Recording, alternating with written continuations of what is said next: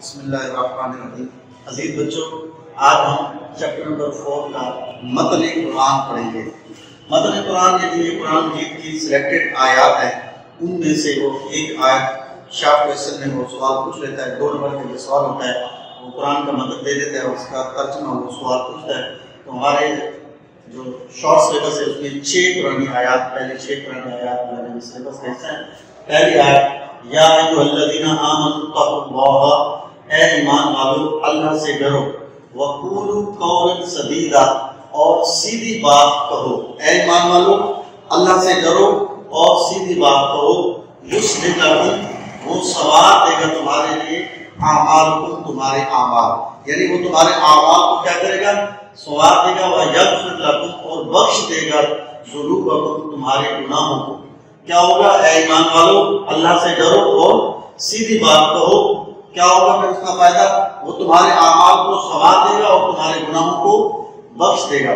وَمَن يُطِعِ اللَّهَ وَرَسُولَهُ، اور جس نے اطاعت کی، مانا جو ہوتا ہے، اور جو اطاعت کرے گا اللہ اور اس کے رسول کی، فقط تحقیق فاز فوزا عظیما، اس نے عظیم کامیابی پا لی۔ یا ایھا الذین آمنوا، اے ایمان والو، اتقوا اللہ، اللہ سے ڈرو، اے ایمان والو اللہ سے ڈرو، وقولوا، اور کہو، قولا کہتے ہیں بات کو، سدیداً، سیدھی بات، اے ایمان والو اللہ سے ڈرو اور سیدھی بات کہو، یصلح لکم، یصلح لکم، سوار دے گا، اصلاح کر دے گا، لکم، تمہارے لیے، اعمالکم، تمہارے اعمال، یعنی وہ تمہارے اعمال کو تمہارے لیے سوار دے گا، ویغفر لکم، اور بخش دے گا تمہارے لیے، ذنوبکم، تمہارے گناہوں کو۔ وَمَن يُطِعِ اللَّهَ، اور جس نے اطاعت کی اللہ کی اور اس کے رسول کی، فقط تحقیق فاز پالیا فوزا عظیما، اس نے عظیم کامیابی۔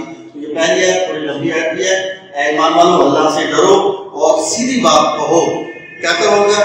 جب سیدھی بات کہو کہ اللہ سے ڈرو گے تو اللہ تمہارے اعمال کو سوار دے گا اور تمہارے گناہوں کو بخش دے گا، اور جس نے اللہ اور اس کے رسول کے احکام کی اطاعت کی تو اس نے عظیم کامیابی پائی۔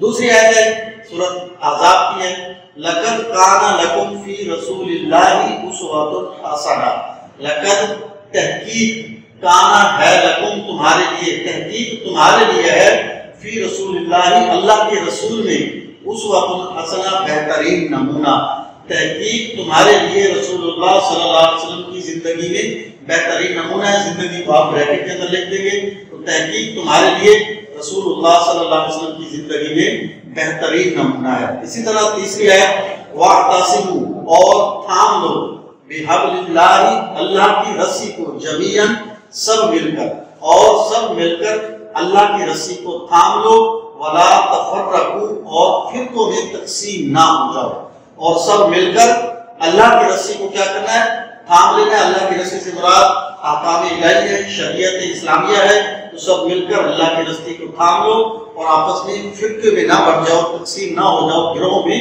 تقسیم نہ ہو جاؤ۔ چوتھی آیت کی سورۃ حجرات کی آیت ہے، اِنَّا، بے شک، اکرمکم، تم میں سے عزت والا، عند اللہ، اللہ کی ہاں، کون ہے؟ اتقاکم، جو تم میں سے ڈرتا ہے۔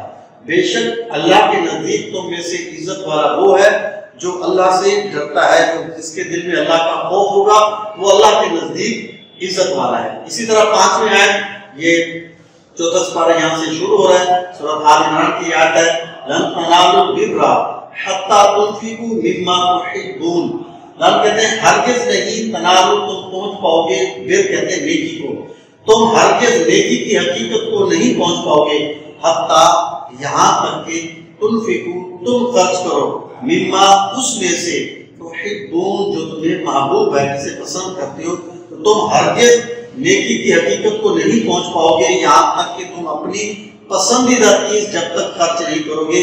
تو مال سے بندہ محبت کرتا ہے، اس لیے فرمایا کہ جب تک تم مال خرچ نہیں کرو گے دل سے تو اللہ تبارک و تعالیٰ کے یہاں اجر کی توفیق نہیں ہوگی۔ تو اس کا ترجمہ یہ لکھیں گے کہ تم ہرگز نیکی کو نہیں پہنچ پاتے یہاں تک کہ تم اپنی پسندیدہ چیز جب تک خرچ نہیں کرتے۔